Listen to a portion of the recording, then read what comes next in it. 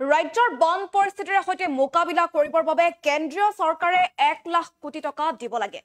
এই মন্তব্য কৰিছে সাংসদ গৌৰৱ গগৈয়ে আজি সংবাদমেল যোগে এই মন্তব্য কৰিছে। লগতে তেওঁ উল্লেখ কৰিছে যে কেন্দ্ৰীয় চৰকাৰে বান সাহায্য আগবঢ়াব লাগে, 1 লাখ কোটি টকা দিব লাগে, কিন্তু ৰাজ্য চৰকাৰ যেন ব্যৰ্থ হৈছে কেন্দ্ৰৰ পৰা টকা উলিওৱাত। যেহেতু ৰাজ্যত পাৰ হৈ গ'ল বানৰ বিভীষিকাময় পৰিস্থিতিয়ে আচলতে সকলো ৰাজ্যকে সৰ্বশ্ৰান্ত কৰি থৈ গ'ল। তাৰ পাছতে এতিয়া বানক লৈ বান সমস্যা তথা গৰাখহনীয়াৰ সমস্যাক লৈ গুৰুত্বপূৰ্ণ মন্তব্য কৰিছে সাংসদ গৌৰৱ গগৈ। আৰু কি ক'লে আমি জনাই আছো এই মুহূৰ্তত সবিশেষ এটা গুৰুত্বপূৰ্ণ খবৰ আমি এই মুহূৰ্তত লৈ আনিছো। ৰাজ্যৰ বান পৰিস্থিতিক লৈ এতিয়া গুৰুত্বপূৰ্ণ মন্তব্য কৰিছে সাংসদ গৌৰৱ গগৈয়ে। বেলতলাৰ নিজ বাসগৃহত আজি সংবাদমেল সম্বোধন কৰি মন্তব্য কৰিছে ৰাজ্য চৰকাৰে কেন্দ্ৰীয় চৰকাৰৰ পৰা টকা উলিওৱাত ব্যৰ্থ হৈছে বুলি অভিযোগ উত্থাপন কৰিছে গৌৰৱ গগৈয়ে। কিয়নো বান পৰিস্থিতিৰ সৈতে মোকাবিলা কৰিবৰ বাবে কেন্দ্ৰীয় চৰকাৰে সাহায্য আগবঢ়ায়, আৰ্থিক সাহায্য আগবঢ়ায়, কিন্তু সেই সাহায্য যেন অসমলৈ অনাত অৰ্থাৎ কেন্দ্ৰীয় চৰকাৰৰ পৰা টকা উলিওৱাত যেন ব্যৰ্থ হৈছে ৰাজ্য চৰকাৰ। এই অভিযোগ উত্থাপন কৰিছে সাংসদ গৌৰৱ গগৈয়ে। আৰু বান পৰিস্থিতি সন্দৰ্ভতো কেইবাটাও গুৰুত্বপূৰ্ণ মন্তব্য কৰিছে গৌৰৱ গগৈয়ে।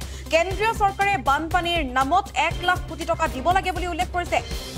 ৰাজ্য চৰকাৰলৈও বহুকেইটা প্ৰশ্ন উত্থাপন কৰিছে সাংসদগৰাকীয়ে।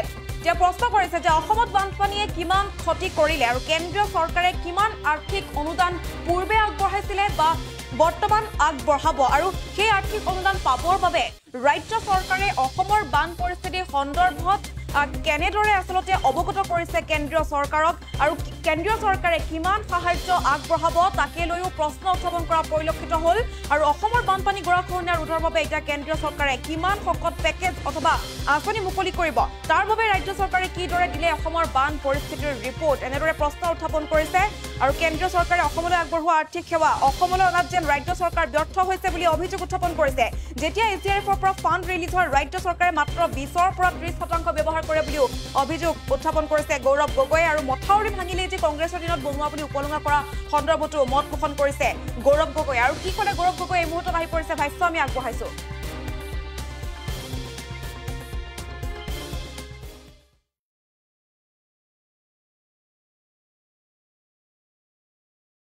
কিমান যোৱা 1.5 মাহৰ ভিতৰত অসমৰ ভিতৰত ক্ষতি হ'ল, আৰু লগতে কিমান শকত পেকেজ বা কিমান ডাঙৰ এটা নতুন আঁচনি অসমৰ বানপানী গৰাখহনীয়া নিয়ন্ত্ৰণৰ বাবে কেন্দ্ৰৰ চৰকাৰ মুকলি কৰিব এইবাৰ। তাৰ বাবে ৰাজ্য চৰকাৰে কিদৰে তথ্য কিদৰে ৰিপৰ্ট ইতিমধ্যে কেন্দ্ৰৰ চৰকাৰক অৱগত কৰাইছে। আজি আমি দেখা পাওঁ যে বিভিন্ন সময়ত কেন্দ্ৰৰ চৰকাৰৰ SDRF টিম আহে।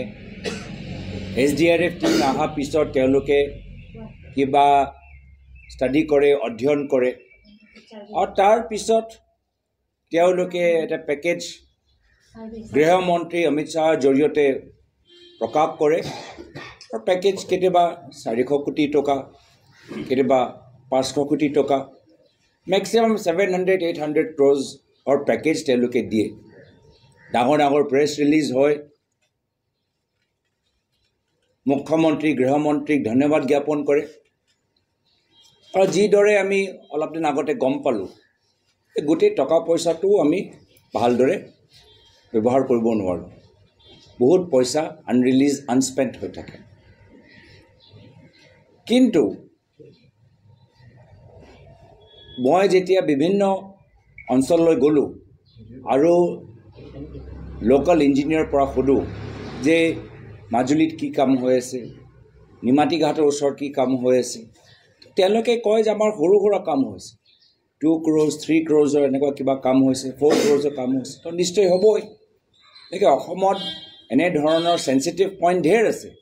তো যেতিয়া SDRFৰ পৰা 400 কোটি টকা আহে, অসম চৰকাৰে তাৰ মাত্ৰ 20% 35% ব্যৱহাৰ কৰে। তো বহুত কম পইণ্টত সৰু সুৰা প্ৰজেক্ট হয়, যাৰ ফলত আকৌ 4 বছৰ পিছত আকৌ সেই মানুহবোৰৰ স্থানীয় মানুহবোৰৰ সমস্যাৰ সন্মুখীন হ'বলৈ হয়। প্ৰায় এম্বেংকমেণ্ট আমি দেখিছোঁ, মুখ্যমন্ত্ৰী নিজে কৈছে কংগ্ৰেছৰ দিনত বনা বহুত আগতে বনা তো ইয়াৰ লগত এটা ডাঙৰ যে বৰ্তমান চৰকাৰ বিফল হৈছে বা ভালদৰে কাম কৰিব পৰা নাই বা সৰু সুৰা কাম কৰিছে ইয়াৰ ডাঙৰ কাৰণ হৈছে যে তেওঁলোকে কেন্দ্ৰৰ চৰকাৰৰ পৰা যিমান আমাক আৰ্থিক পেকেজ লাগে যি ধৰণে আঁচনি লাগে আনিবলৈ ব্যৰ্থ হৈছে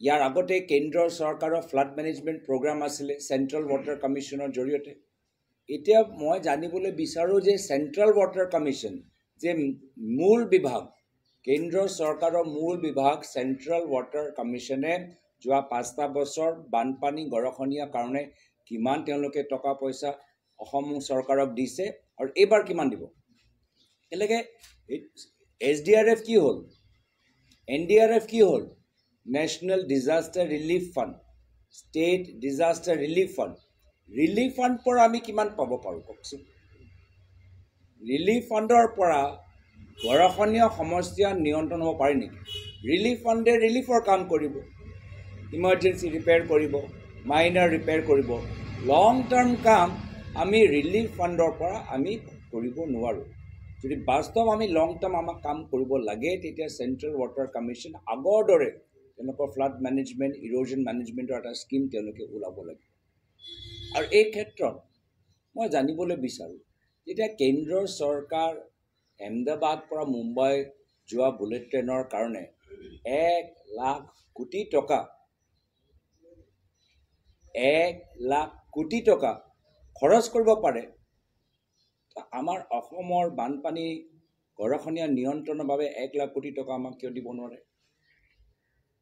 1 লাখ কোটি টকা সেই পেছেঞ্জাৰৰ বাবে যিসকলে বুলেট ট্ৰেইনত 6,000 টকা টিকেট দি আহমেদাবাদ পৰা মুম্বাই যাব আকৌ ঘূৰি আহিব কেইদিন তেওঁলোকৰ কাৰণে 1 লাখ কোটি টকা আৰু অসমত আমাৰ খেতি মাটি গুচি গৈছে মাজুলীত গহনীয়া হৈছে আজি চমৰীয়াত মাণ্ডিয়াত খহনীয়া হৈছে আৰু আমাৰ কাৰণে 200 কোটি টকা 300 কোটি টকা এনেধৰণৰ আজি আমাৰ লগত হেমাহি কিয় তো মই বিচাৰোঁ যে কেন্দ্ৰৰ চৰকাৰ যিদৰে 1 লাখ কোটি টকাৰ ৰেলৰ কাৰণে দিছে এটা বুলেট ট্ৰেইনৰ কাৰণে দিছে 1 লাখ কোটি টকা অসমৰ বানপানী গৰাখহনীয়া সমস্যাৰ কাৰণে দিয়ক আৰু এনেধৰণৰ দাবী অসমৰ ৰাজ্য চৰকাৰ কেন্দ্ৰ চৰকাৰক অৱগত কৰক মই নিজে নিজৰ ব্যক্তিগত হিচাপে এজন সাংসদ হিচাপে আমাৰ দাবী